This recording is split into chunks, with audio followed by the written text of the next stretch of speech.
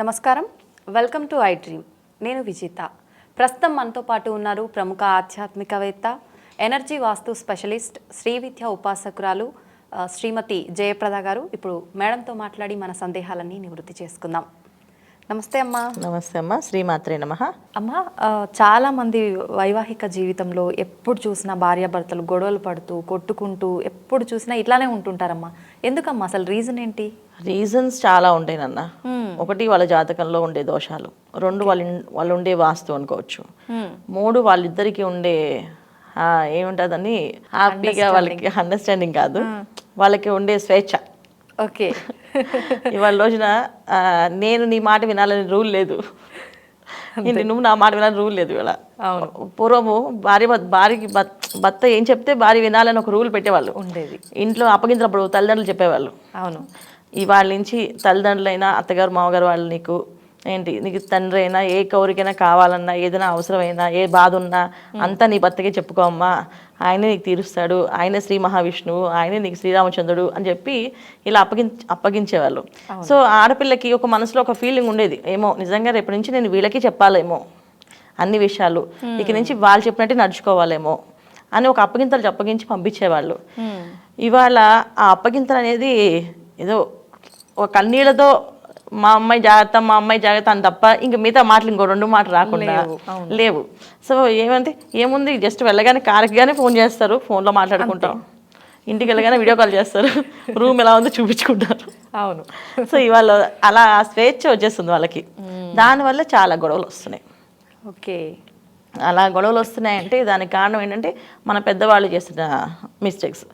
పిల్లలకి ఎంతటి ఆడపిల్లైనా ఎంత బాగా సంపాదించుకున్నా సో భర్తకు ఒక రెస్పెక్ట్ అనేది ఉండాలి కంపల్సరీ.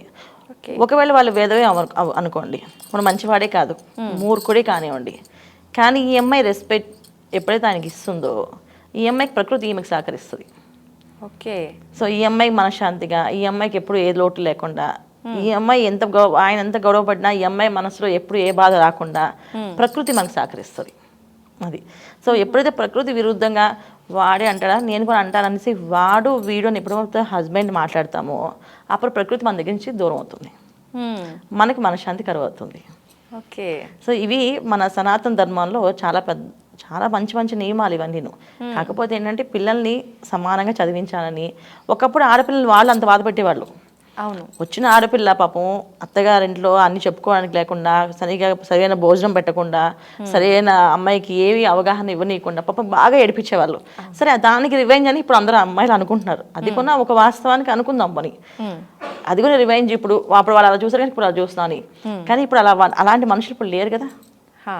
అప్పుడు ఎప్పుడో తెలియక చేసిన పనులు, మూర్ఖంగా చేసే పనులు మనం తెలిసేలా చేస్తాం. వాళ్ళు తెలియకుండా చేశారు, మనం తెలిసి చేయకూడదు. తెలియకుండా చేసిన దానికి భగవంతుడు సాయం చేస్తాడు. అయ్యో తప్పు. ఇప్పుడు మనమేం చిన్నపిల్లలు బై మిస్టేక్ పడిపోయింది అనుకో, మనం ఏం చేస్తాం, అరే ఫోన్ లేదన్నా సారీ అని చెప్పి అంటాం.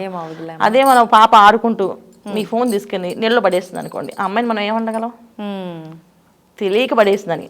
అదే ఒక పెద్ద వాళ్ళు నేను మీకు ఫోన్ తీసుకొని పడేస్తాను అనుకోండి, అప్పుడు మీరు నన్ను ఏమంటారు, ఇన్ని విషయాలు చెప్పినా కూడా కావాలని ఫోన్ తీసుకెళ్ళి నీళ్ళలో పడేసింది, అది తెలియదు ఆమెకి అనసని. సో భగవంతుడు కూడా మన విషయంలో అలాంటి పరిస్థితే ఉంటుంది. అప్పుడు ఎప్పుడో జరిగిన విషయాలను పట్టుకొని ఇప్పుడు కూడా మేము సమానం, అన్నిట్లో సమానం అంటే అన్నిట్లో సమానమే, ఖచ్చితంగా సమానమే. కాకపోతే ఒక రెస్పెక్ట్ ఉంటుంది కదా, మనము వాళ్ళకి ఇచ్చే ఒక ప్రధానమైంది. ఇప్పుడు శ్రీ మహావిష్ణువు మహాలక్ష్మి అని పూజ చేస్తున్నాం, పార్వతీ పరమేశ్వరుని పూజ చేస్తున్నాం. అంతేగాని పార్వతి అమ్మవారు తక్కువ వారని కాదు, శివుడు తక్కువ అని కాదు, ఇద్దరు సమానమే మనకి. సో వాళ్ళిద్దరిని పూజ చేసుకుంటున్నాం. సో మన భార్య భర్తలు ఇద్దరు విషయాల్లో కూడా అలాగే ఉండాలి. శివుడు పరమేశ్వరుడు ఆయన మహాభగవంతుడు భగవాన్ అని మనం ఎలా ప్రార్థన చేస్తామో హస్బెండ్ అలా చూసుకోవాలి వీళ్ళు. అది ఇప్పుడు మన శివుడికి పూజ చేసి, నాకు చాలా మంది ఆడపిల్లలు అంటారు నాకు శ్రీరామచంద్రుడు అంటే ఇష్టం అండి, నాకు శివుడు అంటే ఇష్టం అండి అని. వాళ్ళ అనుగ్రహం కావాలంటే వీళ్ళు భర్తను బాగా చూసుకోవాలి.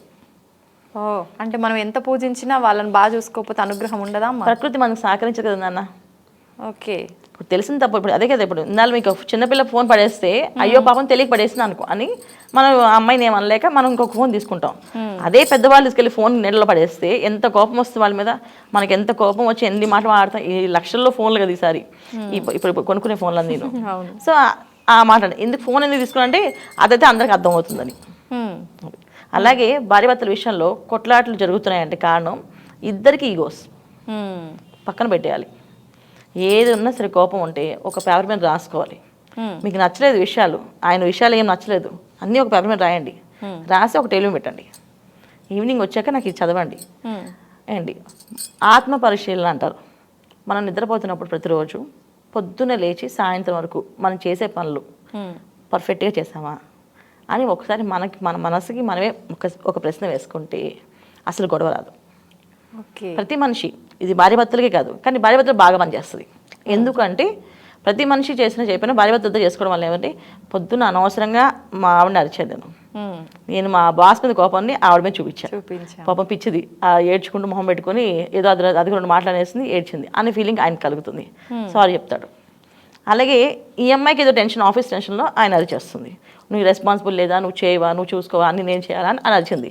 ఈ అమ్మాయి వెంటనే ఏమవుతుంది, రిలీజ్ అవుతుంది, తప్పు అయింది కాదు, నాదే తప్పు, నేను ఎంత ఫ్రస్ట్రేషన్లో ఆయన మాట్లాడారు. అంతే ఒక ఆత్మపరీక్ష. సో ఈ రెండు వీళ్ళు ఒక రెమెడీ అన్నమాట. ఇది ప్రతి ఒక్కరు కోపం వస్తే ఒక పేపర్ మీద మొత్తం వాళ్ళ మీకు వచ్చిన కోపం అంతా రాసేయడమే, అన్ని పాయింట్స్ రాసేసుకోవడమే, వాళ్ళు తిట్టాలనుకుంది రాసేయడమే. రాసిన తర్వాత నైట్ ఆ పేపర్ ఇచ్చినప్పుడు ఒకసారి చదువుకోవాలి. వీటిలో ఇవన్నీ నేను రాసినవన్నీ, పొద్దున్న రాసినవన్నీ కరెక్టేనా, ఈ పేపర్ ఇవ్వచ్చా, ఈ పేపర్లో ఎన్ని రైట్ ఎన్ని రాంగ్, ఎంత నేను ఆవేశంతో రాసానా లేకపోతే నేను ఆలోచించి రాసానా అని ఆలోచించాను అనుకోండి, అక్కడ ఆగిపోతుంది. అది భార్యాభర్తలు ఇద్దరు చేయగలిగితే అసలు గొడవలు రావు. ఇవన్నీ కాకుండా మామూలుగానే అసలు ఇంట్లో పెద్దవాళ్ళ గొడవలు వచ్చి ఆల్మోస్ట్ విడిపోయే పరిస్థితి వచ్చింది, వాళ్ళకి ఒక పరిహారం. సో వాళ్ళకి ఏం పరిహారం అంటే మన సుబ్రహ్మణ్య స్వామి గుడిలో, సుబ్రహ్మణ్య స్వామి గుడి కానీ లక్ష్మీనరసింహస్వామి గుడి కానీ, సుబ్రహ్మణ్య స్వామి గుడి ఉంటే చాలా విశేషం, చాలా మంచి ఫలితం వస్తుంది. సుబ్రహ్మణ్య స్వామి గుడిలో 21 ప్రదక్షిణాలు ఎవరికి కావాలనుకుంటా, భర్త అనుకూలంగా కావాలంటే భార్య, భార్య అనుకూలంగా కావాలంటే భర్త, ఇద్దరు చేయొచ్చు. ముద్దకర్పూరం అని అమ్ముతారు, అంటే చిన్న చిన్న బిళ్ళలు గట్టిగా ఉంటాయి కదా, అలాంటి దాంట్లో 90 గ్రాములు పెద్దది తీసుకోవాలి ముద్దకర్పూరం. ఆ కర్పూరాన్ని పట్టుకొని 21 ప్రదక్షిణాలు సుబ్రహ్మణ్య స్వామి గుళ్ళో 20 ప్రదక్షిణాలు చేసి అండి ఒక పీచు తేనె కొబ్బరి బొండం ఈ ముద్దకర్పూరం ఆ స్వామివారికి ఇచ్చి, నాకు నా భార్య అనుకూలంగా మారేలా అనుగ్రహించు స్వామి అని చెప్పి దండం పెట్టుకొని ఇలా 21 మంగళవారాలు చేయాలి. చేయడం వల్ల వాళ్ళకి వాళ్ళ జాతకంలో ఉండే గ్రహస్థితులు ఏమైనా ఒకవేళ బాగాలేకపోతే, వాళ్ళిద్దరూ మంచి వాళ్ళు అయి ఉండొచ్చు, ఏదో ప్రాబ్లం వల్ల వాళ్ళిద్దరూ గొడవపడినా, జాతకంలో ఎటువంటి దోషాలు ఉన్నా అన్నిటికీ పరిహారం ఈ మంగళవారం చేయడం వల్ల పోతుంది. నిజంగా చాలా మంచి పరిహారం అమ్మా. అట్లా నిజంగా కుటుంబంలో కలహాలు ఉన్న భార్యాభర్తలు ఎవరైనా ఉంటే చాలా బాగా యూజ్ అవుతుందమ్మా. చాలా బాగా మంచిది. థ్యాంక్ యూ అమ్మా. శ్రీమాత్రే నమః.